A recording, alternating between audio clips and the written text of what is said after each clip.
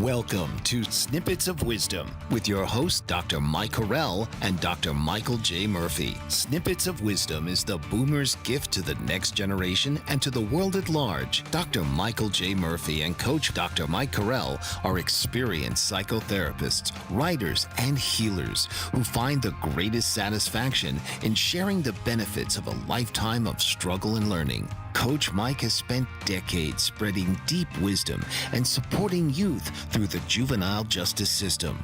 Dr. Michael has directed mental health services at many correctional centers and testified in countless trials as an expert in sex-related issues and mental illness. And he was one of the 500,000 humans at Woodstock. So now, please welcome the hosts of Snippets of Wisdom.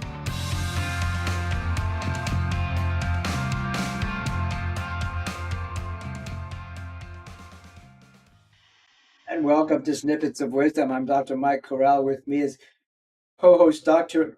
Michael Murphy, forensic psychologist.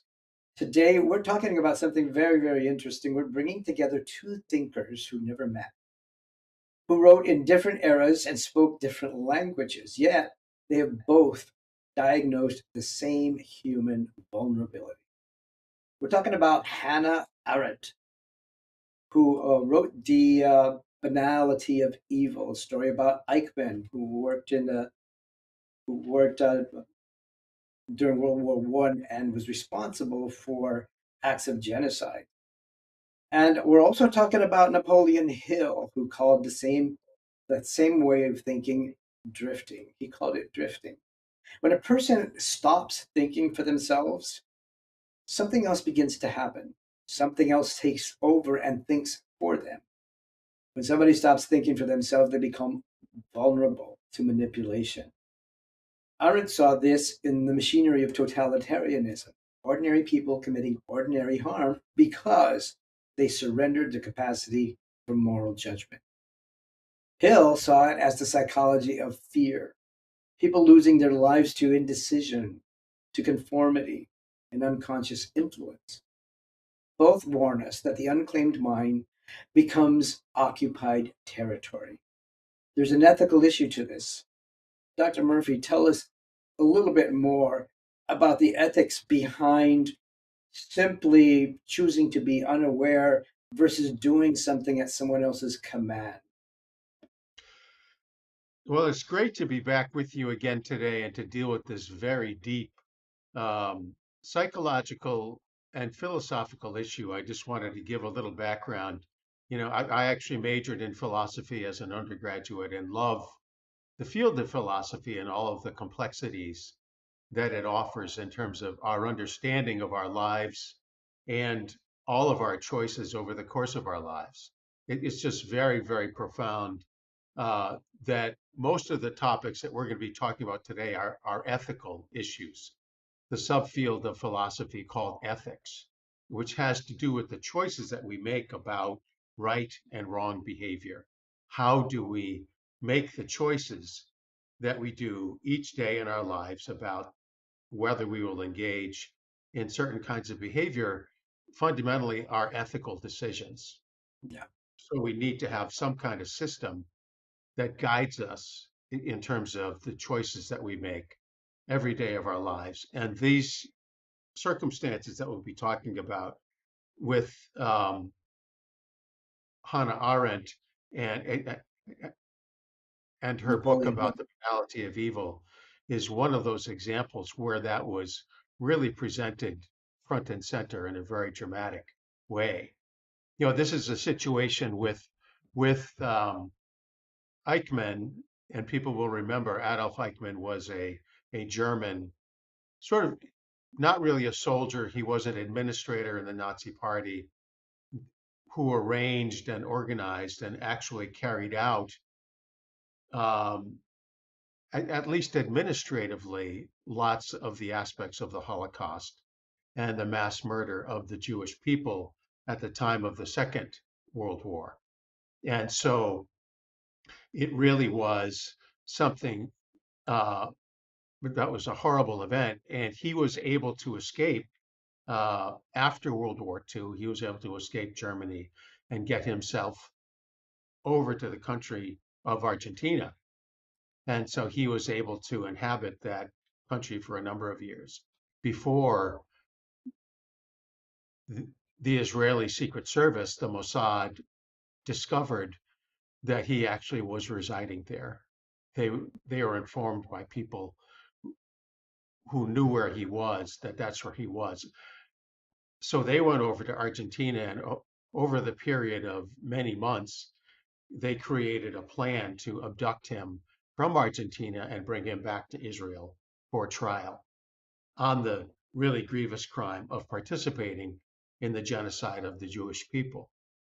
So this is, one of the fundamental things that we'll be talking about here today, how all that played out and how this decision in the trial of Eichmann really brought forward this question of what is right and what is wrong, what is responsibility, what is lack of responsibility in terms of that whole effort, which really was very dramatic and complex, and ultimately resulted in the outcome that we'll discuss later. Yeah. So Hannah Arendt did some studies and discovered that what people were considering monstrous behavior. Some people called Eichmann a monster because of the evil that he perpetrated or that he participated in. But Arendt calls it the banality of evil. In other words, it was banal actions and behavior that somehow he justified by saying he was simply doing his job. Can you talk a little bit about that and how the ethics of that, I don't know, kind of pervades in different areas, even today in our lives? Right. So there actually was a trial, with the presentation of his crimes and his defense, very extensive trial that occurred over a period of months, during which he presented his defense. He said he was just an administrator. He didn't really intend necessarily to design this whole program of mass extermination as was ultimately carried out. He was just a person who was a part of the machinery of the Holocaust, not the boss, not the director, not the guide. So he sort of tried to hide behind the fact that he was just a part of this massive group of people who participated in this. And so the whole prosecution's point was that even when you're a part of the mass, when you feel like you're just going along with the crowd, nonetheless, you are responsible for your behavior and your choices, because he knew ultimately what was going on. And the prosecution really pointed out very effectively that Eichmann, in fact, was aware of the consequences of his actions. And so, as a forensic psychologist, after getting my degree in philosophy, I chose to go to graduate school in psychology, and ultimately I practiced as a forensic psychologist for many years, which involves evaluating people as to whether they have an understanding of the nature of their behavior, and therefore, are they criminally responsible? So he was saying, I'm not criminally responsible because I didn't really know what was going on. But the prosecution was very effective in pointing out that he did know what was going on. And therefore, even though he was just going along with others in the completion of these heinous actions, he nonetheless was responsible for that. So it's a lesson for all of us to learn that even though we may feel like we're following the crowd, even though we may feel like we're just sort of going along with other people who are doing things, when those actions are harmful to others or morally wrong or legally wrong, we nonetheless maintain responsibility for those actions. And that was the drama of the whole situation that we'll be talking about here today.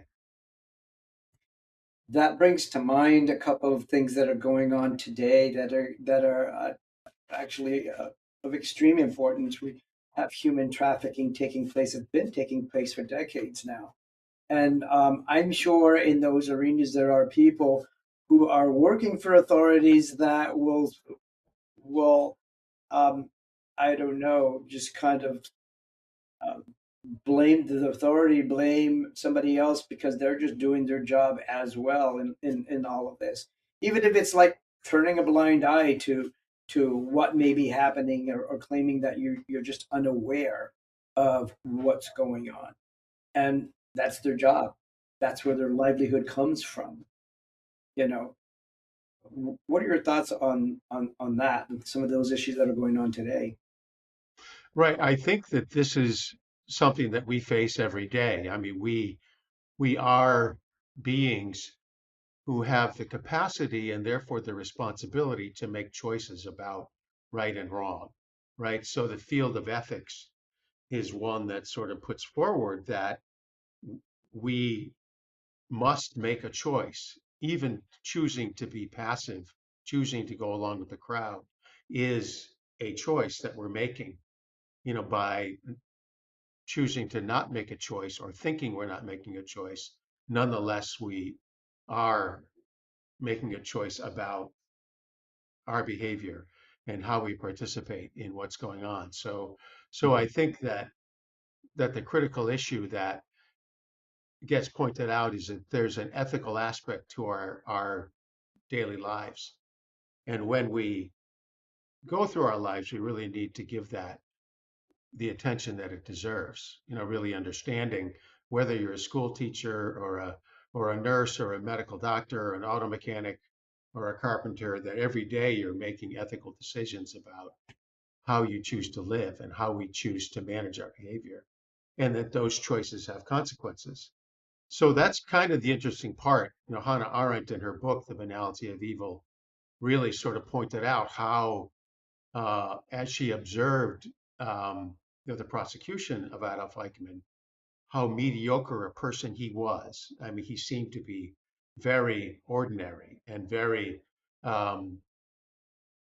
not sensational, even though he had participated in these, one of the most horrific uh, systems of mass murder that has ever been carried out in the history of humanity. And that's saying a lot, that really she was struck by how much he sought to present himself as sort of a passenger in this whole enterprise, and that therefore he was kind of just an ordinary guy who was going along with this whole situation that was arranged by others. Yeah. So it's very interesting as we face these choices now. I think now we really are struggling as a country. We're taking actions. The United States is taking actions. We're voting for this person, not that person. I mean, we're constantly involved in choices that we're making Mhm. as a larger group of people and also as individuals in terms of what we think is right and what we think is not acceptable. I have a question about uh, to, as a forensic psychologist, how difficult would you say it is to come up with evidence that somebody is liable, that somebody does know the difference between the right and wrong in what they're doing? We have other trials, I mean, that are going on right now, and other scenarios that are just as egregious, and yet somehow or other there are issues that make it difficult to provide solid evidence of someone's guilt or liability, or uh, you know uh, the unethical behaviors. There are so many cases, and I don't want to get into the politics of all of it, but there has to be um, a common thread that shows that people are liable, even though they hide behind authority, or they simply are unaware of what's going on. Right. We'll have the chance to talk about the subtleties and complexities of that when we come back, but I think it's really a detailed issue. I mean, many people will choose to, in my course of evaluating individuals, defendants, say who are accused of murder and being charged with murder, they would report that they don't remember the Yeah, alleged events, and so that's something that is usually not credible, and we'll get into how the basis of that just usually doesn't stand up in court. right. Stay with us. Mike Zorich, a three-time California state champion in Greco-Roman wrestling at 114 pounds. Mike, blind since birth, was born in Hartford, Connecticut. He was a six-time national placer, including 2 seconds, 2/3, and 2/4. He also won the Veterans Folk-Style Wrestling twice at 152 pounds. In all these tournaments, he was the only blind competitor. Nancy Zorich, a creative spirit whose talents have taken her to the stage and into galleries and exhibitions in several states. Her father, a commercial artist who shared his instruments with his daughter and helped her fine-tune her natural abilities, influenced her decision to follow in his footsteps. Ms. Zorich has enjoyed a fruitful career doing what she loves. Listen Saturday mornings at 12 Eastern for the Nancy and Mike Show for heartwarming stories and interesting talk. Are you struggling to care for elderly parents or a spouse? Do you wonder if being a caregiver is making you sick? Are you worried about taking time off work to care for elderly parents and balance work, life, and caregiving? Has caregiving become exhausting and emotionally draining? Are you an aging adult who wants to remain independent, but you're not sure how? I'm Pamela D. Wilson. Join me for the Caring Generation radio show for caregivers and aging adults, Wednesday evenings, 6 Pacific, 7 Mountain, 8 Central, and 9 Eastern, where I answer these questions and share tips for managing stress, family relationships, health, well-being, and more. Podcasts and transcripts of The Caring Generation are on my website, PamelaDWilson.com, plus my caregiving library, online caregiver support programs, and programs for corporations interested in supporting working caregivers. Help, hope, and support for caregivers is here on The Caring Generation and PamelaDWilson.com. And welcome back. Today we're going to talk. We're going to continue this talk about evil without depth. In other words, is evil without depth still evil? When somebody has no hatred or no ideology or passion behind the things they do, does it make it any less evil? If they're just obeying, if they're just doing their job, part of the upholding their career and their livelihood, or if they're just thoughtless about it, does it make it any less evil? Key points here are does bureaucracy create a moral anesthetic for us, an ethical anesthetic for us?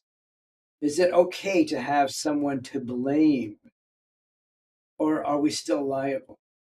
What are your thoughts, Dr. Murphy?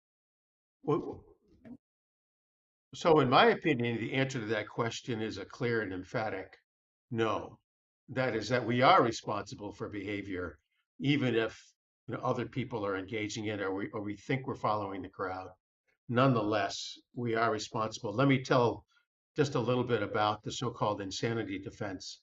The insanity defense for an action can only be raised when, by virtue of the effects of a major mental illness, a person is unable to understand the wrongfulness of their behavior or to conform their behavior to the requirements of the law. So it's a very high standard. The person has to have a mental illness, and by virtue of that mental illness, they're unable to understand the potential wrongfulness of their behavior or to conform their behavior to the requirements of the law. So that's something that really is a pretty high standard to reach. And so in this case, someone like Eichmann was not mentally ill. Mhm. He was saying that he was going along with the crowd, that his behavior was not he something that he didn't know was wrong. he understood the consequences of his behavior at the time of the offense, and he understood um, how his behavior was going to affect other people. So there was no mental illness involved at all. So he and others who would raise that issue, it's just very, very, very unlikely to be seen by a jury or by a judge as qualifying for an insanity defense. So the following the crowd defense is something that just doesn't stand Mhm. up in terms of lack of responsibility for our behavior. And so that is something that I've encountered a lot in terms of the trials that I've done with individuals who have claimed that, but then it really doesn't hold up. The statement oftentimes for attorneys is that the insanity defense is the last resort of desperate defense attorneys. So it kind of is something they're going to use only when they have no other alternative. Right. And yeah, It sounded like Eichmann was hiding behind the system that he worked for because it paid it it created his livelihood. It provided for his livelihood. And this happens a lot even today. We have organizations that reward compliance over conscience. yeah, And it becomes so normal to comply with whatever system we work for because they're the ones who sign our paychecks. But my question is, how do people lose themselves in the roles, or how do they lose themselves in the titles that they have, or and the routines that they perform every day, day after day? I mean, I'm just doing my job, Hey, it's my job. Sorry, my paycheck.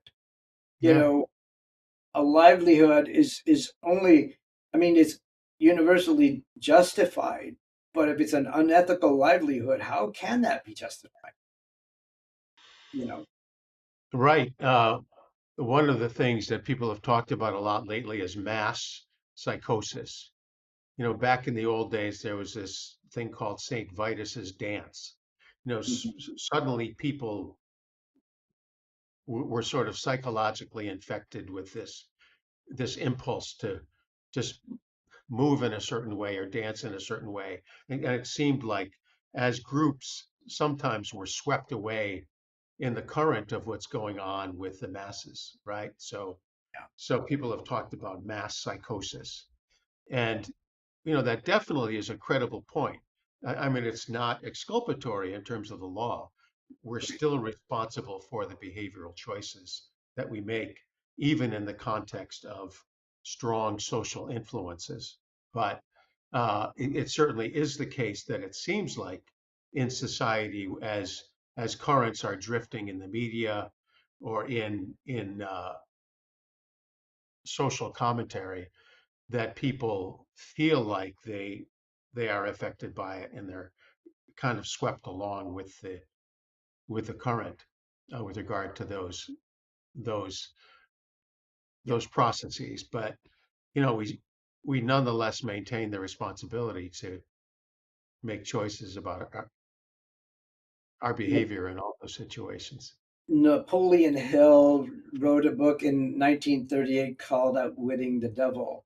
And it was a book about metaphor, a big metaphor about what the devil is. And basically, he describes the same kind of person as a drifter, someone who doesn't think for himself, that allows the powers that be to influence his behaviors, his patterns, and his book was actually kind of prophetic because even though he wrote it in 1938, it didn't get published till 2011. And it's a very interesting read. I like the audio version of it myself because it's well characterized. But when people decide that they're going to take the easy route and uh, I don't know, just kick back and wait to see what happens, they set themselves up to be manipulated, especially by the systems that govern, that take control of our livelihood. Take for example, big pharma, big agro. It becomes easier after a while to just give in and decide that, yeah, we have to participate because we don't really have a choice, where in fact the choice is clear, but it's just more difficult.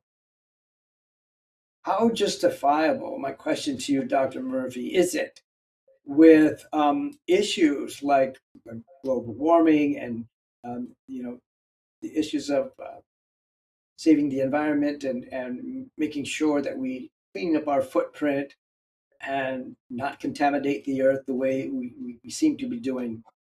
How how justifiable is it for us to kind of sit back and wait to see what happens, as opposed to making clear choices? Right. One of the things I think you're pointing out and bringing to the fore in a very kind of important way, I think, is that we are responsible for being, for assuming an active role in terms of our own behavior. Like we need to realize that our behavior and the lesson of this whole thing is that we need to assume and understand that we have to have an awareness of the potential consequences of our behavior, right? And that we have that responsibility. And even though we may not uh, want to pay attention or that we are nonetheless responsible for the effects of our behavior, even in cases in which we haven't chosen to look at those potential consequences. So it's like the need to be alert with regard to what's going on, to understand, what's happening in our communities, what's happening in our relationships with others, what's happening in our workplace behavior. All those things matter because, the definition of the rightness or wrongness of that behavior will be played out over time. And we need to take responsibility for understanding what those potential consequences are. So I think that's what it means to be a human being. And I think that's the kind of thing that Napoleon Hill is pointing out, that we have to take an active role in our own lives and not be passive kind of participants or non-participants rather in the choices and the effects of our presence on the planet here. Yeah, in the field of psychology, there are issues. People come, I'm sure people have come to you with feelings of loss of agency, for example, or fear conditioning, that they're conditioned to be fearful in one way or the other. Also learned helplessness, where people learn to be helpless because the authority that's reigned over them for so long um, is so powerful, and they feel helpless, and yet they get trapped to a point where they don't feel like they can stand up for themselves or even have their own opinion. Some form of cognitive autopilot, if you will. Uh, how prevalent is that even in today with the clients that you see nowadays? I think it's just really, really, really prevalent. I mean, there's lots of people who don't bother to do, I mean, the kind of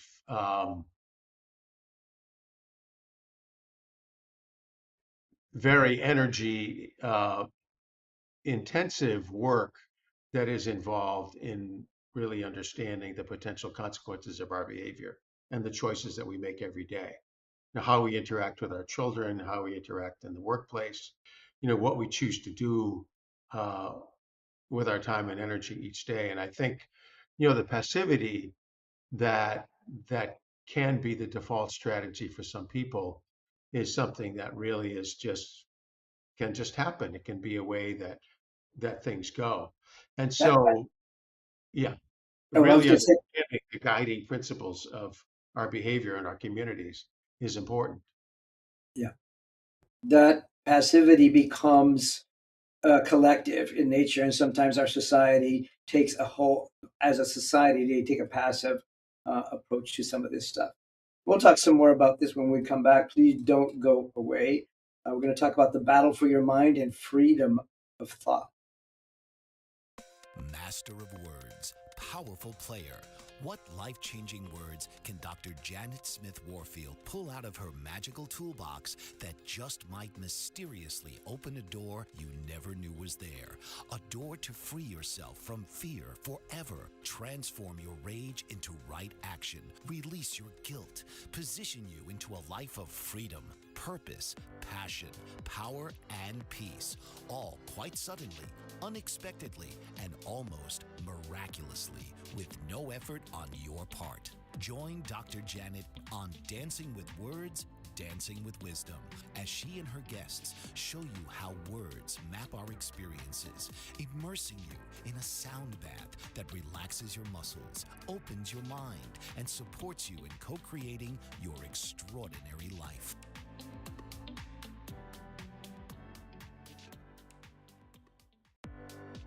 Author, radio show host, and coach John M. Hawkins reveals strategies to help gain perspective, build confidence, find clarity, achieve goals. John M. Hawkins' new book, Coached to Greatness, Unlock Your Full Potential with Limitless Growth, published by iUniverse.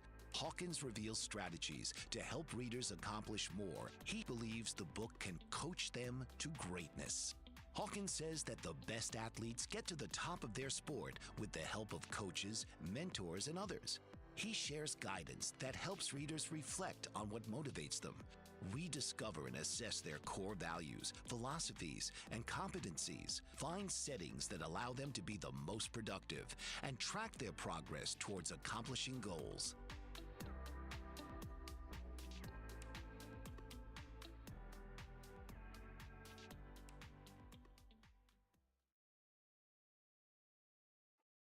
Welcome back. We're going to talk about the battle for your mind, freedom through thought. We don't realize that thinking is a responsibility of ours. It's not a privilege. Thinking is what allows us to uphold our code of ethics, to be able to foster our moral compass.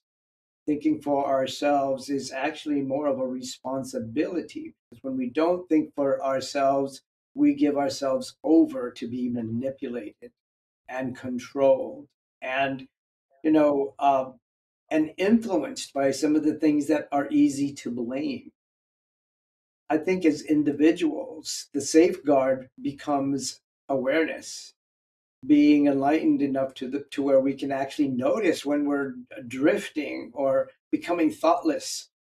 We can notice when we are conforming. Not that we need to be non-conforming all the time, but we need to draw the line somewhere, and we need to be aware of where that line needs to be drawn. Because if not, we're going to be numbing out. If we don't do that, we will begin to not have a thought of our own, not have a position, not have a purpose.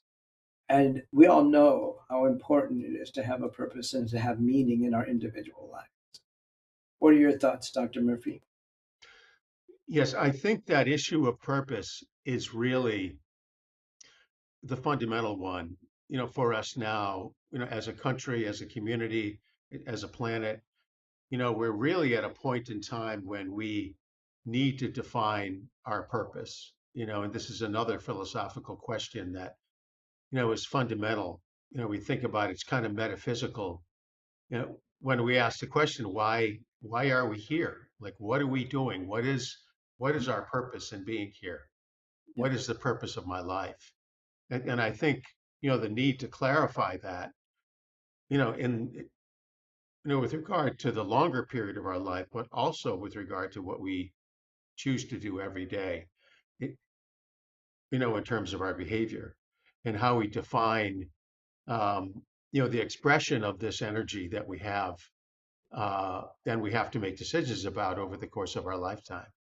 So I yeah, think clarifying that purpose is about saying, I'm alive, I'm a human being, I have this opportunity to do something, and I'm going to choose to define how I invest that energy and how I express that energy. And each of us makes that choice either passively or actively every day.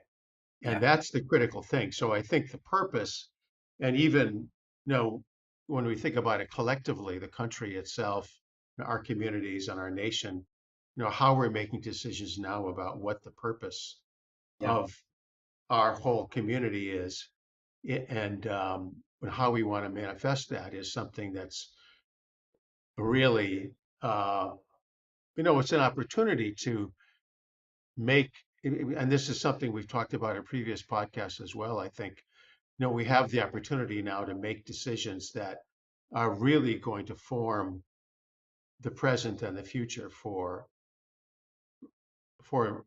for humanity in all of Mhm. our expression on the planet. There's a lot of technological things that are going forward, that influence our lives and create opportunities that really will give us the chance as a human community to support each other and care for each other and create opportunities for us to live in ways that are most meaningful for us. And in order to do that, as you say, we really need to define what our purpose is and why Yeah. we're here and what we want to do with this opportunity to be alive that we Yeah. have, that we've been given. I think there are probably too many people that have not established their own personal values, their own set of values, and what's important to them. Their principles in life. And so many people are just okay with going along with what everybody says, and you know, they don't take the time to ask, are these my thoughts, or are these somebody else's thoughts that I'm going along with? There's a point in all of our lives when we reach adulthood, even in our own families, when we actually consider our own family values. What values did my family grow up with? Are these aligned with my personal values? And at some point, it's healthy to realize, well, my values kind of transcend these family values. We did have these family traditions, yada yada. You know, I think it's valuable for me to uphold them, or I think it's valuable for me to let go of some of these things. There's a time in our life when we need to make that decision, and yet that decision should not be driven by fear. Uh, you know, fear should not be what causes us to stay quiet, or it should not be what causes us to speak up, uh, either. It's our intention, and it's the purpose behind what we're doing. What is the greater good, and how will this play out? How will this, what environmental impact will this decision have, in my own private circle, my family, my community? Hmm. What do you think? That's a great point. I think the role of fear in decision making and the role of fear in how we organize our choices about behavior every day is so significant because fundamentally, as we've talked about before, our fundamental need as human beings, in a sense, is to be safe and to feel Mhm. like we are safe. So we're Yeah. constantly pursuing ways that we can be safe. We need to establish, oh, am I safe? Okay. Now, is everything all right? I don't have to worry about, extreme danger right now. Then we can sort of take a breath and start to concentrate on our lives in a more relaxed way. But Yeah. while we're preoccupied by anxiety or fear, or we think that something terrible might be going to happen, then that tends to interfere with our ability to sort of really make informed choices about our behavior. So, that's why when we see, a lot of turmoil on media, stuff about danger and war and suffering and death, that we're much more likely to be swept away in some kind of current that might not be in the best interest of ourselves or other people. So it's just very important to get to the point where we can feel like we are safe, like we can do the self work to convince ourselves that we're okay, and therefore we have the freedom to make decisions that are in the best interests of ourselves and our loved ones and our community. Yeah. So yeah, I think that's just a great insight that the role that fear and anxiety can play on interfering with our freedom And so the necessity of self-care, like really paying attention to the process of making sure that I'm okay, I'm calm, I can do the meditation, I can manage my life in a way that above all allows me to be responsible for my behavior and my choices. I think people underestimate the power and importance of thinking, simply thinking for ourselves. In some cases, it's an act of bravery to think for yourself, to think your own thoughts instead of being a devotee or being loyal to the system, that you work in. Um, Thinking for ourselves has a way of disrupting other systems that could be and end up being harmful down the road. And it's okay and it's healthy to challenge the norms sometimes, because the norms are a collection of different people's values, and we are responsible for the culture that we create, and we're responsible for the ethics that we establish, even at an individual level. So why stay quiet and allow the ethics to be formed around us, and the mores be formed without our input? And to be able to do that, we have to think. We have to decide. You know, this is good for all of us. This is good for humanity. This is an act of courage, an act of valor in some cases. It awakens our conscience to think. I It's interesting. I remember a book by an author called Ernst Dimnay that was called The Art of Thinking. I And so remember that. Yeah, yeah, so it really was a very popular book back in the day, uh, number of years ago, but really pointing out how important it is to think, just to take the time. And so we need to feel like we're safe enough to be able to take the time to think, to be able to consider things and look at the implications of things, the possible consequences of our behavior. And so I think that observation of the willingness to think and say, okay, I'm that. So in this situation, um, Eichmann was sort of saying that in the circumstance with the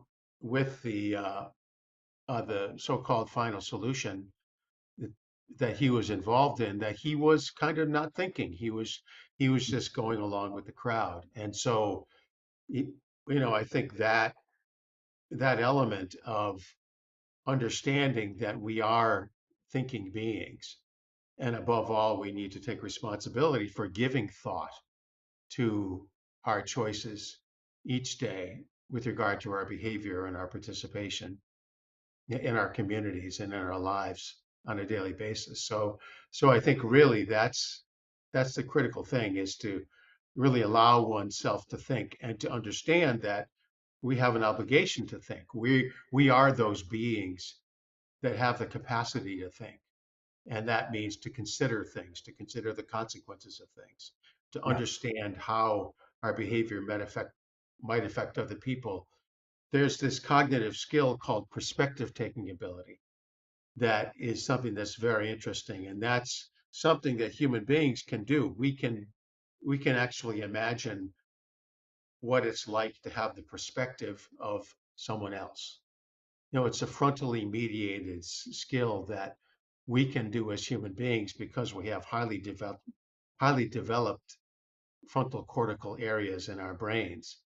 And so that allows us to be able to really think and feel about what it would be like to be someone else in their position. And so mhm, obviously Eichmann was someone who was not choosing to do that. I mean, he was choosing not to really understand the effects of his behavior and what the consequences were for others and what it would be like to be them. And yeah. so he was choosing not to think. And I think you know, that's the fundamental meaning of It's being an human. atrocity not to think. When we come back, we're going to talk some more. We're going to wrap this up and show you how powerful it is to be the master of your own thoughts. Don't go away. Are you struggling to care for elderly parents or a spouse? Do you wonder if being a caregiver is making you sick? Are you worried about taking time off work to care for elderly parents and balance work, life, and caregiving? Has caregiving become exhausting and emotionally draining? Are you an aging adult who wants to remain independent, but you're not sure how? I'm Pamela D. Wilson. Join me for the Caring Generation radio show for caregivers and aging adults, Wednesday evenings, 6 Pacific, 7 Mountain, 8 Central, and 9 Eastern, where I answer these questions and share tips for managing stress, family relationships, health, well-being, and more. Podcasts and transcripts of the Caring Generation are on my website, PamelaDWilson.com, plus my caregiving library, online caregiver support programs, and programs for corporations interested in supporting working caregivers. Help, hope, and support for caregivers is here on the Caring Generation and PamelaDWilson.com. Master of words, powerful player. What life-changing words can Dr. Janet Smith Warfield pull out of her magical toolbox that just might mysteriously open a door you never knew was there? A door to free yourself from fear forever. Transform your rage into right action. Release your guilt. Position you into a life of freedom, purpose, passion, power, and peace. All quite suddenly, unexpectedly, and almost miraculously, with no effort on your part. Join Dr. Janet on Dancing with Words, Dancing with Wisdom, as she and her guests show you how words map our experiences, immersing you in a sound bath that relaxes your muscles, opens your mind, and supports you in co-creating your extraordinary life.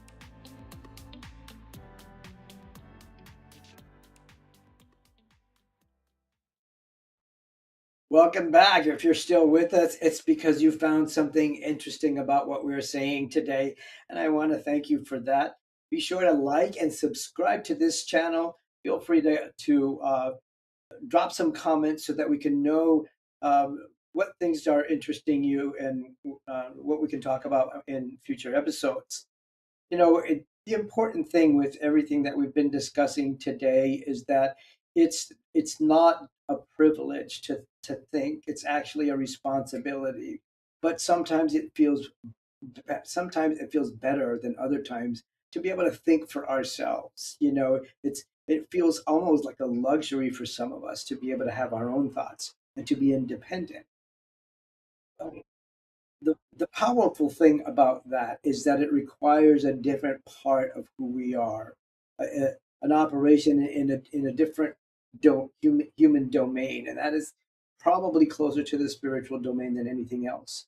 It's important for us to go with our instinct, with our intuition. What does our heart tell us? What does our gut tell us? It's a neurological process that is engaged in that. Dr. Murphy, you have something to say about how that works, right? Well, there really has been a lot of research lately on the so-called gut brain. And in fact, many people have pointed out that there's more neuroanatomical interconnections in the gut brain, the so-called gut brain, than there is in the brain that's within our skulls. So Mm-hmm. we really have this sort of psychological, emotional intelligence that responds to situations and sort of tells us, how we get a hint that this might not be the right thing to do. We get this gut sense, maybe this isn't the right thing to do, or maybe this is the right thing to do. And we really get informed by that with our gut, the so-called gut brain. And Mm-hmm. it's really a powerful, powerful thing that has been researched more and more these days. And if our you want to find out more, there's a lot of information out there that sort of talks about the interconnections that really have to do with this process of understanding rightness and wrongness with the gut brain and becoming sensitive uh, to our own predispositions and feelings. That the feeling part of intelligence, the emotional part of intelligence. Now, people have a, how some people have emotional intelligence. They really seem to know what the right thing to do is with regard to other people. How to respond to other people in a way that is kind and loving and supportive and aware, they can understand what it's like to be them. And there's a feeling connection between us and them that really is part of that gut intelligence, that's so powerful and so important. And all of us need to join together with that now. I think at this time, in terms of the evolution of civilization, that we really are ready to join together as a planet and start to realize that we all need to be supportive of each other and to be kind toward each other and just interact with each other in ways Yeah. that help all of us to be the best person that we can be over time and over the course of our lifetime. Absolutely. We forget, and some of us don't even realize your mind is the most valuable real estate you will ever possess. Guard it, Yeah. cultivate it. Above all, think for yourself. Use your gut. Go with your heart. What do you think, Dr. Murphy? Those are great observations. And I think the journey of life is, um, really best served warm, if you will, because I think that we really need to value this opportunity to live. And that's this kind of stuff that we're trying to bring forward in this podcast, is that, the more that we take the opportunity to examine the subtleties and complexities of this great opportunity to live, the more meaning that we will be able to make over the course of our lifetime, and the more that we'll be able to contribute to our own lives and to the lives of others. And I think that's the key thing, is to really acknowledge and value, this opportunity to be alive, rather than sort of allowing ourselves to be passively carried along by whatever current happens to be, whichever way the wind is blowing at the moment. Right. So, Right. we're learning that more and more. And I think just Yeah. to be able to make a stand and say, I'm going to do the right thing, I'm going to make a choice to be supportive and to be, as caring and as contributive a person as I can possibly be in this lifetime. That's Yeah. the key. Yeah. Everybody thinking their own thoughts is what creates the current. So think your own thoughts. Make sure your thoughts are authentic. Be the author of your own thoughts. Your own heart, Yes. your own mind will speak. Yeah. Write your own story and create the journey of your drama. And I think, that's the way, so many of us boomers were in the sort of the latter stages of our lives. And we really want to be able to look back over our lives and realize that we contributed something worthwhile to this world. And I think that's just a very significant and important thing to do, to take on the responsibility to think, as you say, and to, make choices that will increase the probability that all of us will be able to succeed. Everyone wins or everyone loses, kind of thing. And I think, That's right. that's where we're going. So if you leave with nothing else today, leave with this. Think your own thoughts. Be original. Be authentic. Thanks for being with us. Take care. This has been Snippets of Wisdom with hosts Dr. Mike Corral and Dr. Michael J. Murphy. Tune in and learn about the primary issues facing our society today and find the best chance of securing a stable and prosperous future. Snippets of Wisdom will enrich your life and the lives of all of your loved ones.